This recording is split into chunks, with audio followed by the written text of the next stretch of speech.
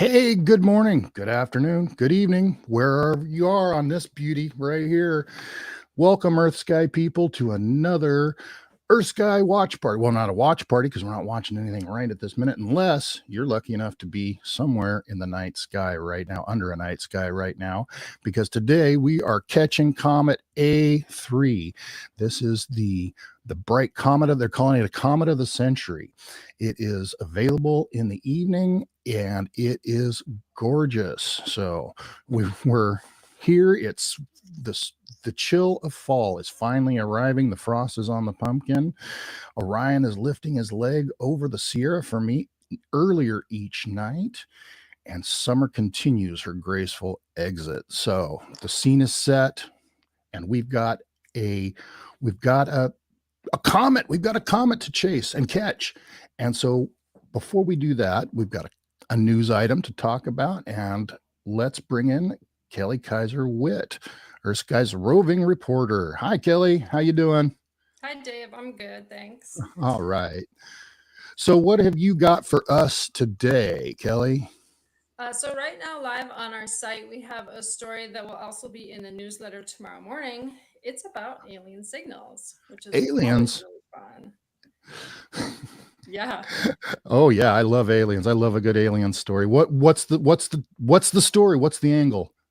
Okay, so SETI, which is known for that's what they do. They look for intelligent life in the universe, and The they teamed search up for with extraterrestrial intelligence, SETI, that's right? SETI. Yep. So the SETI Institute and Penn State astronomers at Penn Ooh. State, they decided to look at something called TRAPPIST-1. Now, TRAPPIST-1, we know that it has at least 7 planets around it, and some of those planets are in the habitable zone. Now, that means that it's kind of like Goldilocks. It's not too hot, not too cold. So there's some planets that exist around its star in a place where there could be life. So they thought this is a great place to search for alien signals. So Oh, what they did was they okay. didn't just at first they found like with radio they're looking with radio telescopes. They found millions of signals and then narrowed Oh, it down to the likely to 11,000, and from there they narrowed it down farther to 2,000. And uh-oh. these signals were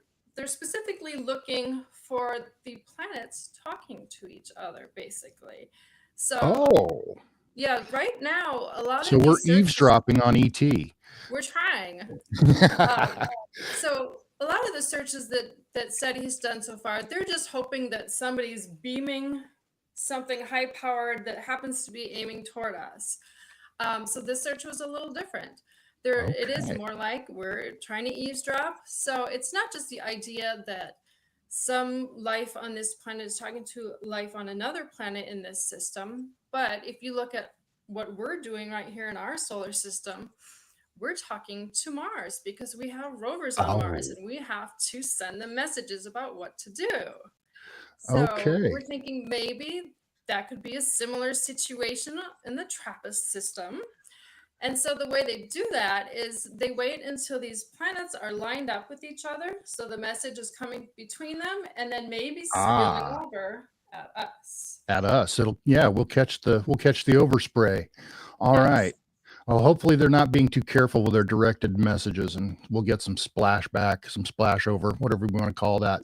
Yeah. Cool. Well, what else do you have for us today, Kelly? All I don't think right. this is all you've got. You ready for a No. slide? And this is, we call this catch the comet. And I have said that so many times within the past month. We're talking about, the people caught the photo of it. Here's my photo right here. So Yeah. here's, and you can see like my neighbors like to light their houses, but I was still Oh able yeah. to easily catch the comet. And I Uh-huh. had this great idea last night. I thought I'm gonna like play the part. So I got out my baseball hat and my mitt, and I asked my husband, "Could you take a picture of me catching the comet?" How do you think he did? Well, I'm going to go ahead and say that the Comet hit a line drive that got past the Gold Glove caliber infield and made it into the outfield for a single, because I see it right there behind you. Yeah. So You got your it's a glove up. combination of me not being a good catcher and him not being a good photographer, but the idea was there, right? We It was tried. there. But we can fix these things. We live in a modern age. That's right. A little Photoshop and boom, it's Boom. perfect. Yeah, you're gonna be a Gold Glove, maybe even platinum this year for sure. This Thank year you. for sure. We are in the postseason, so go Yeah, I'm baseball. still playing in October, so I must be pretty good, right? Yep, that's right. If you're playing in the postseason, you must be of quality. You ready for the next slide? You know what? Sure. Before we do that, why don't we jump back real quick and take a look at this? Talk about how to Here, see it. yeah, here's how to find this guy. So basically, you're going to just look. You can see that W down there at the bottom. We're going to look dead west. And this one is for a couple of days ago, it looks like. And so we will, boop. Okay, we'll catch up with those and we'll have some others later. Now, here is an amazing image. What are we looking at here, Kelly? Tell us Yeah, so about we this gave one. you a sneak preview of this one yesterday on the other live stream. Right. This is just an amazing image. The credit there is Makrem Larnaout. Sorry if I don't pronounce it right. From Yeah. Tunisia. So he got the comet, and he also got the anti-tail, which is that little beam. It looks like it's coming out from the head of the comet. That's Down really here. just the path of where the comet was. And there's just a couple days when we pass the plane of the comet, we get the sunlight hitting those particles. So then we actually get to see not just where the comet is, but where it Where was, it was, where it really went, cool. where it's been. And then And what's then this guy up here? yep, that's M5. So it's a kind of a dull name for what is very beautiful. It's a globular Absolutely gorgeous. cluster. It's a giant cluster of stars that are held together by gravity, and they are rotating around our Milky Way galaxy. So they And just they happen to might, be together in the sky in the yeah. same direction when he took the photo. Yeah, you see a lot of these kind of pairings in the sky, and they make for beautiful images. And by the way, if you have a telescope and you look at M5, what you're going to see is will look like a dusting of salt on maybe a black velvet background. It's just so many stars. It's just astounding. It's one of my favorite things to look at, those clusters. Okay, now this one is a stunning image. Wow. What do we got here? Yeah, it's just an incredible. This is a thunderstorm popping up in Puerto Rico. Urelis Medina shared this one through. So one of our co-authors of our Comet post is Eddie Urizari, and he is part of the club of astronomers down there in Puerto Rico, and this is from one of the members here. So he shared this, and it's great to get the comet in the sky, but when you can get it with something like that, it blows me away. It is. This I assume this is a Caribbean storm coming up. It looks a lot like what I see here over the Sierra when we have a thunderhead, an anvil cloud break through during the summer. Oh my goodness. This is all over the world. We're everywhere. This comet is everywhere, and EarthSky is everywhere. Folks, these are all EarthSky user images that have been shared with us, and you can share your images of the wild world.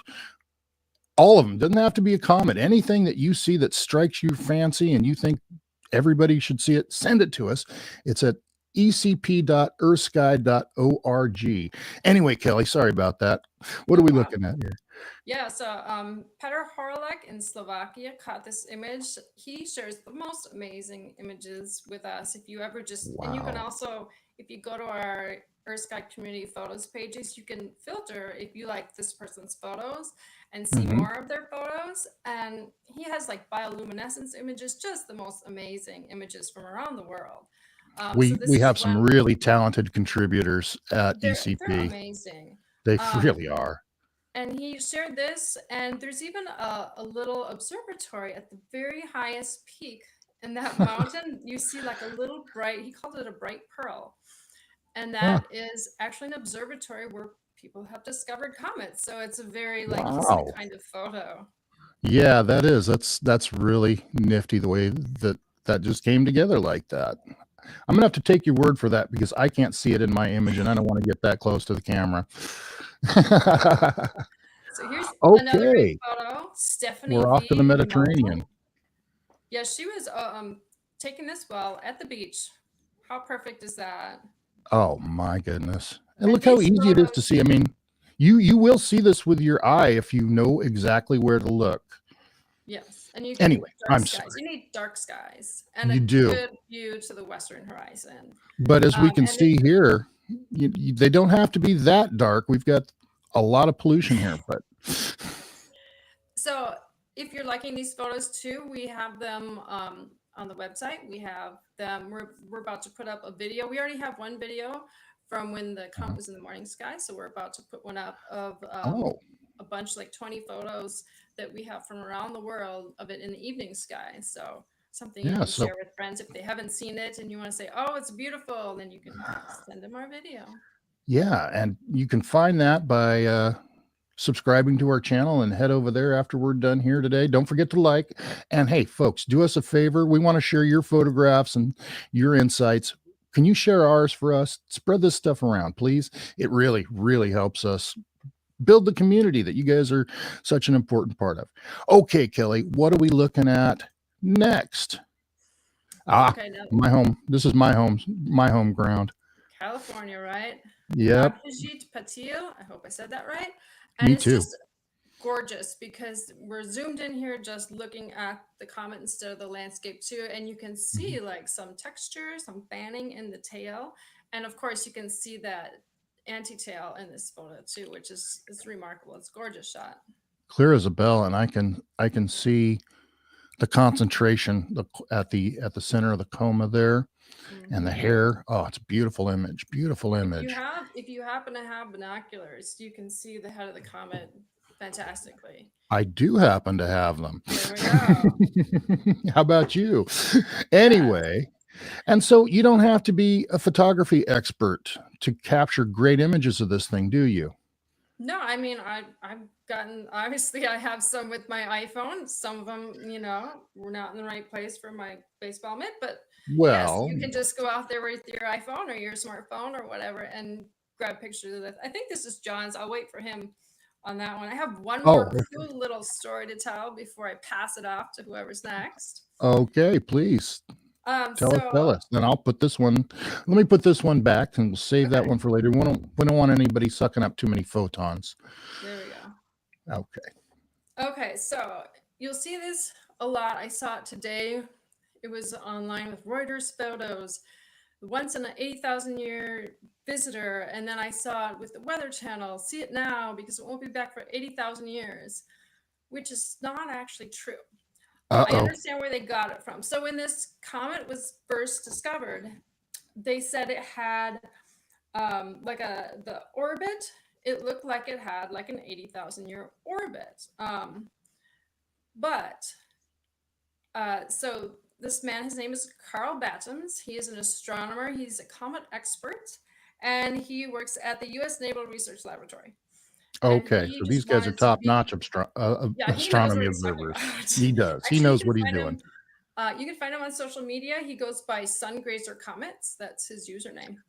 Okay. Um, so he was just wanting it to be clear that no, the Neanderthals did not see this comet, and you won't see it in 80,000 years from now because it is most certainly a dynamically new comet. So Hmm. comets come from what we call the Oort cloud, which is way, way, way, way, way Right. out in our solar system.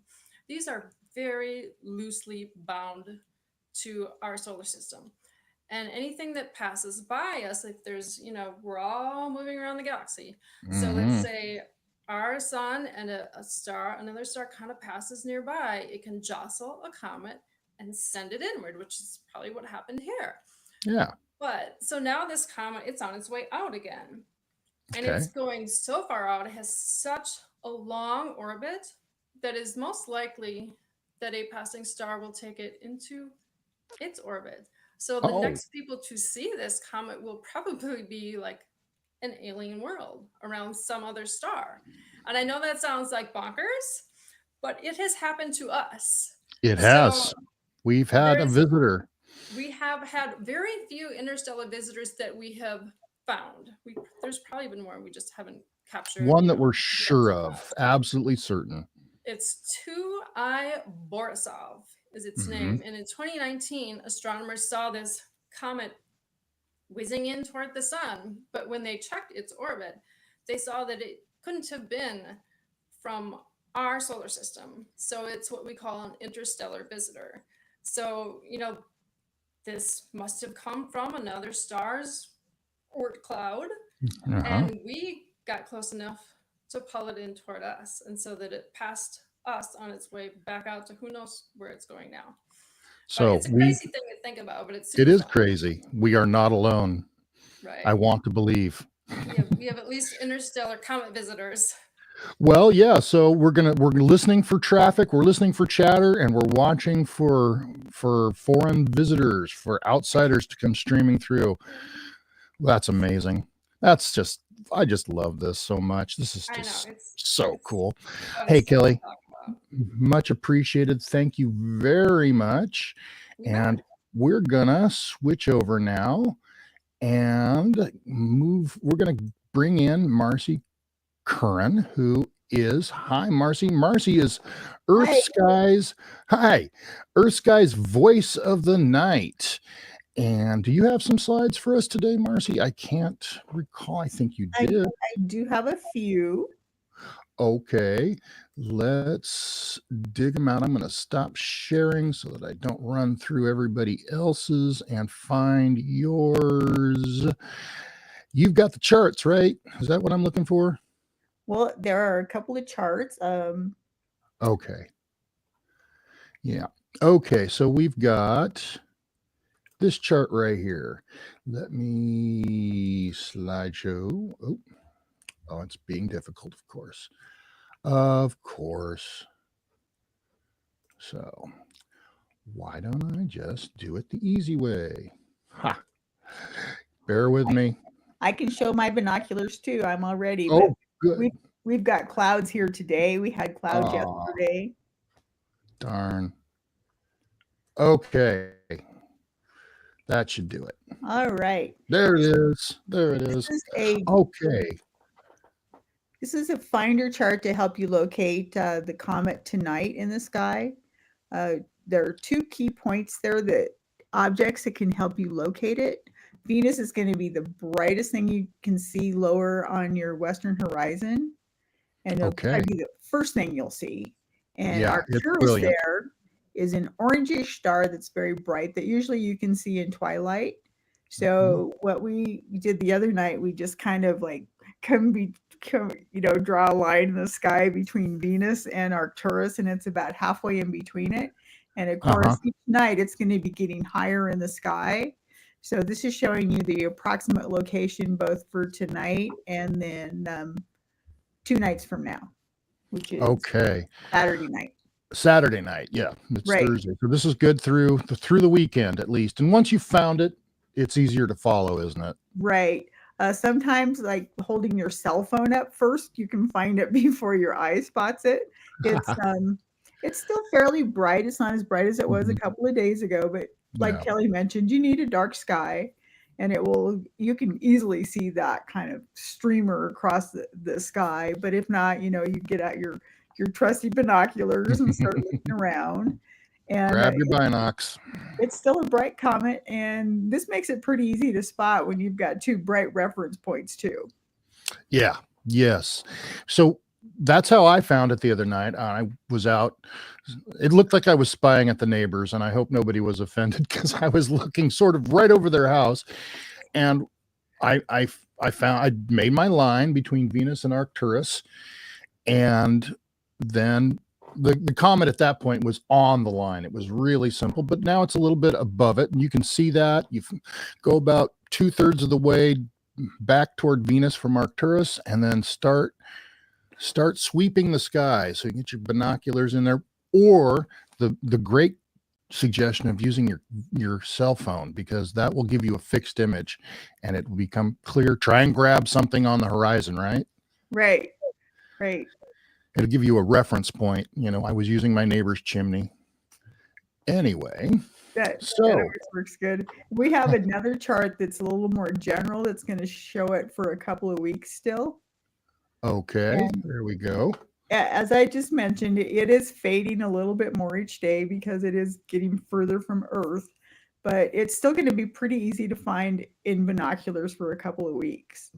And we've mentioned this. This is one of the brightest comets the brightest comet since Hale-Bopp. So Mhm. this is really kind of special that so many people are getting out and getting to see it. It is. It's a beautiful thing. We haven't seen anything like this in a long while, have we? Yeah, It's been the tail on this is fantastic. really is. I don't know if um, a lot of your camera usually shows it better even than your binoculars do, but Mhm. I know these binoculars are probably a 5-degree field, and you had to just keep going to see the whole tail. So It's it, huge. It's huge. We haven't had a really nice comet in the northern hemisphere like this since 1997 and Hale-Bopp's visit to the right, inner solar system. and that was visible to the eye for 18 months. Oh That my goodness. that's I how remember bright that I was. remember going out to the top of the foothills to take a nice long look at that one.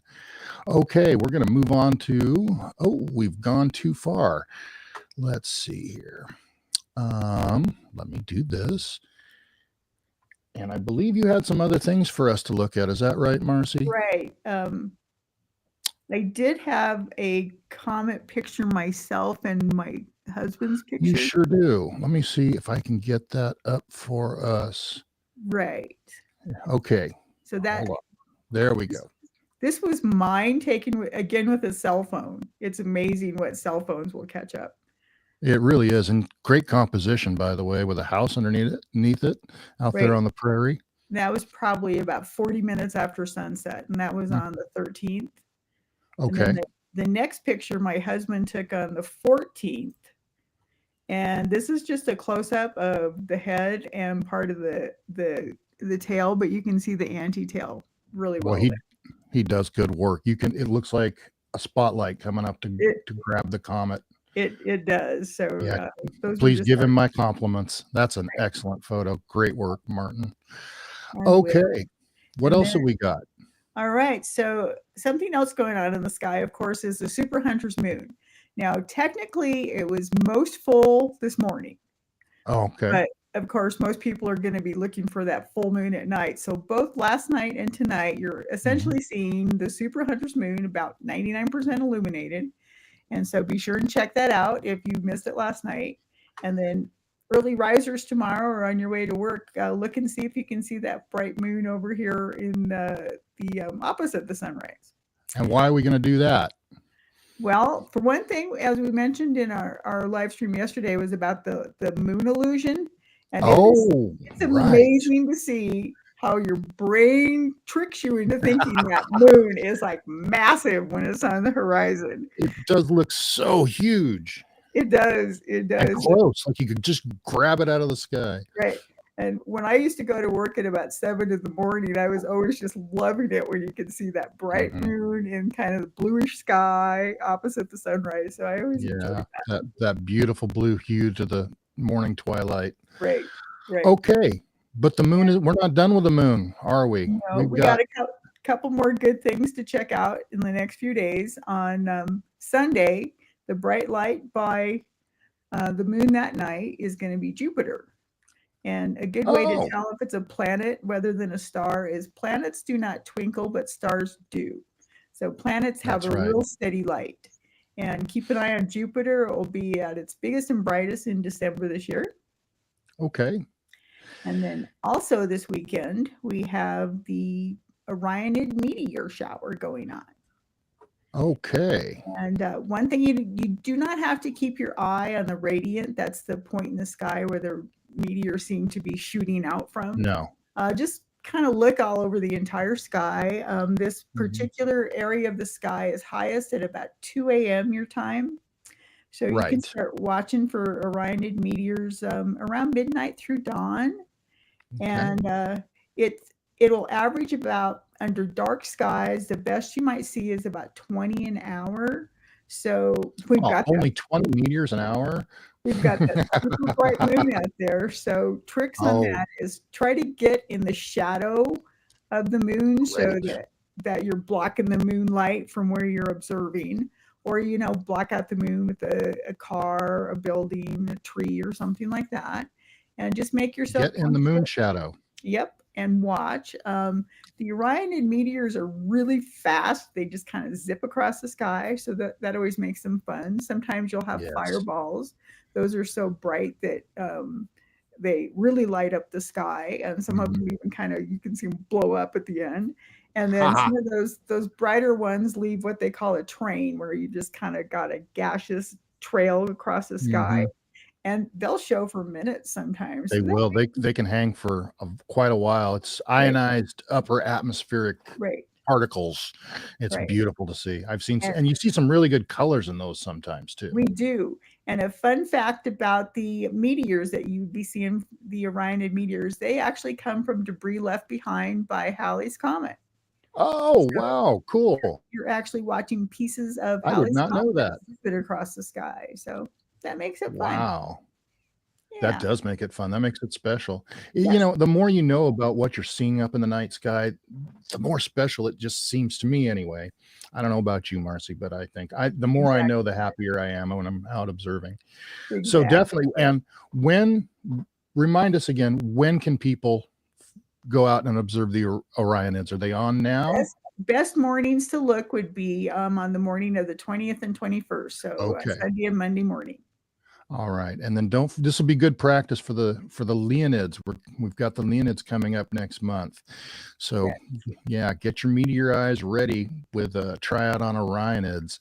Okay. You have anything else for us today, Marcy? No, I don't. Just get out there and enjoy all these fun things going on in the sky this week. Yeah, this is a great week to be an observer. It's a great week to become an observer. Okay. Thanks, Marcy. Thank you, Dave. See you later. And we're going to bring in John Goss, who is our EarthSky's master chart maker. Hi, John. How you doing? Oh, good afternoon here.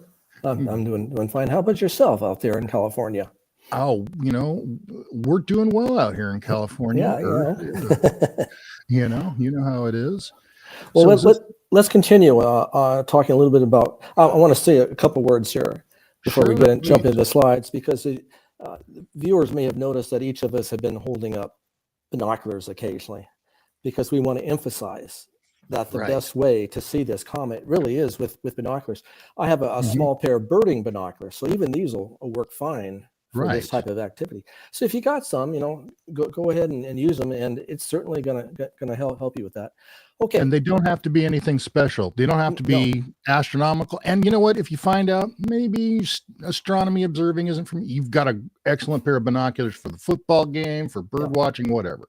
Yeah, it's a great way to enter the hobby. And as you said, daytime activities they can be used as well. So that's a good thing. Anyway. Okay, I got this slide here, the anatomy of the comet, which I just want to go over briefly because it helps to know what we're actually talking about. Sure. Okay, the comet is composed of several different main sections here.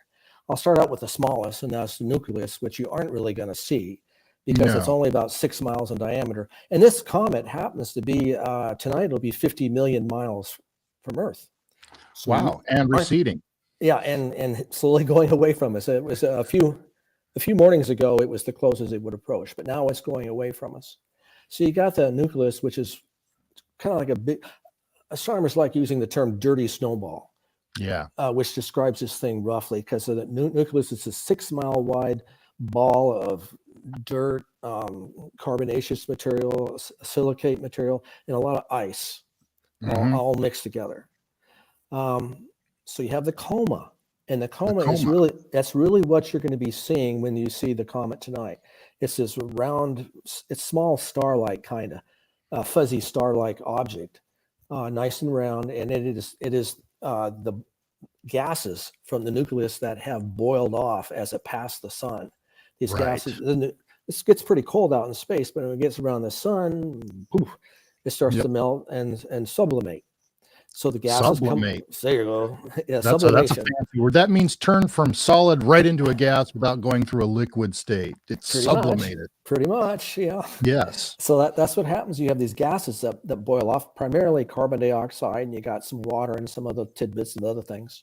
Then you got the let's talk about the ion tail. Okay. So we haven't really said anything about the ion tail because it's a lot fainter than the dust tail. And the ion tail basically is caused by, what's it caused by? It's the solar wind Solar that is wind. charged particles from the sun smacking into the coma's gaseous envelope, ionizing, that is stripping off some of its electrons, atoms and molecules out of that coma gas, and leaving a trail behind. And it points directly away from the sun. Yes. Third, or fourth, you have the dust tail, which is what we're all going to see, hopefully tonight. Right. Kind of a slender fan-shaped object coming out from behind. It's composed primarily of silicate dust and carbonaceous materials, as we like to say, being spread out, being knocked out by the solar wind and sunlight. Silicate dust, that's basically finely ground sand. Same thing, basically. It could be other types of silicates involved Right. as well, but yes. But what is fascinating about all this is these comets are considered to be very, very, very, very old. Very. No, Very- we're talking like very old, like Very 4.6 old. billion years. Really old. Really old. So when you look at this thing, you're looking at something that's really old, and it's the first time it has passed this part of the solar system. And as Kelly was saying, we're never going to see it again. It might end It's up around a never different coming star. back. So wave high to it tonight. Yeah, get out there and see it. This is once in a lifetime, folks. You live Okay. at the only time in history when this is available. I got a couple lame shots here. I'd like to. Lame shots. Okay, lame. Lame. No, Okay, no, let's no. see if I can find them. That's too good. That's too good. That's too good. Oh, start Wait, there. back. No, back one more. Back. Right there. Right there. I am the guilty Okay. party. I am the guilty party. You're the guy who did this. And I took it with this iPhone right here. And Okay. the reason why I want to show it is just to show you, what a simple iPhone can take. There's the only processing that this image had was I cropped it because there are a bunch of trees and stuff around it. Yeah. But this is it. And with That's that it. image, you can see the Wow. coma. That's the bright spot at the head of the comet, and then the tail coming out. And this was 4 nights ago, and you can already see some structure in the tail. Yeah. This is not obviously it's not a professional image, and I don't have a fancy camera or telephoto lens or heavy processing, but this is what you can see. And you don't need it. Anybody can get at this guy. It's available all over the world. We all got one Earth. We all got one sky because we're EarthSky. We're EarthSky. We are. Beautiful, John. Beautiful. Okay, well, thank you. Let's go on to the next one. All right. Next slide, I please. hope it works. Okay. Okay. This is taken last night. Now, I hope you can see the tail jutting out to the upper left of the bank of clouds. Okay, hang on. And by complete coincidence, that's going Is on. that it? Is that the that's the coma of the comet. It just happened to be in that opening in the clouds. What a shot, John. Wow. And the reason why that the clouds are white Amazing. is Yes. that our supermoon was rising there in the east. This is Oh, taken yeah. directly west. And this is reflection of the supermoon light off these clouds, which makes it Yes. look kind of neat, but kind of destroys the image in another way because it's hard to see the comet. Well, But, that's an amazing shot. The head of the That's- comet I'll through the call it clouds. lucky, a very lucky You shot. got very lucky. That's a winner right there. I like it. Again, it was taken with this phone with no special prep. These there are you have it. These are the tools you need, guys. A phone. A phone, binocs. some binoculars, small or large pair of any such. Well, thing. there's one more thing you need. You need a finder chart, and those are available at earthsky.org. You can get those, and we have them up to date. We're keeping them up to date, and we're providing more imagers every day. You had one of the finder charts up there, the larger one. I'd like to take a look at that. I'd like to mention about that. Let me get something it on up that. again. Let's see if we can. This one or Nope. no. Nope. Those are the. I'll find it. Another Skelly It'll again. be the last one. No, one more. There you go. Aha. That's it. Okay, now as Marcy was telling us that you can look to the west and you'll see Venus and Arcturus and so on. Well, tonight the comet will be to the upper right of Venus. And how far to the upper right? Well, you could use one of the astronomers or stargazers tricks of what we call using our hand span or our fist.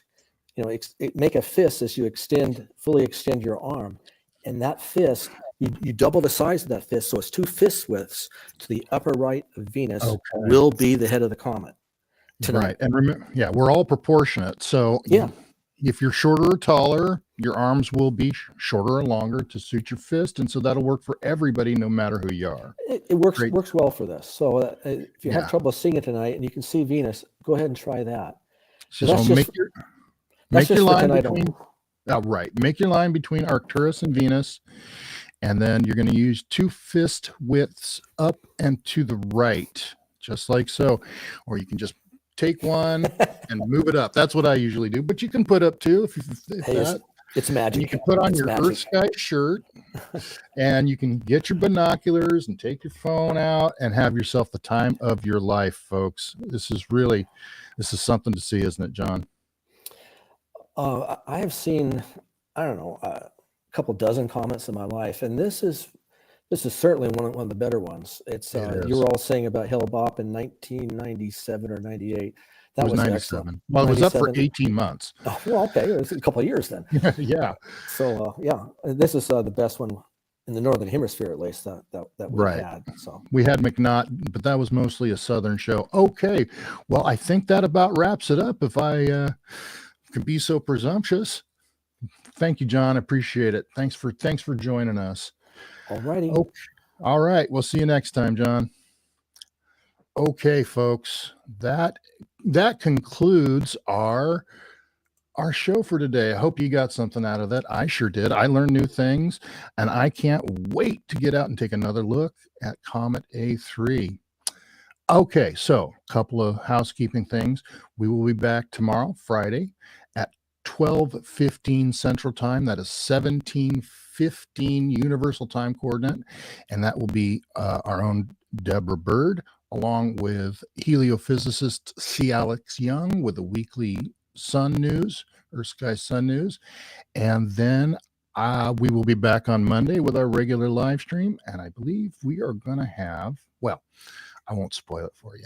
I'll let you find it out for yourself. Anyway, thank you so much for coming. Like, subscribe, share this around. Let's build our community. One Earth, one sky, EarthSky. See you next time.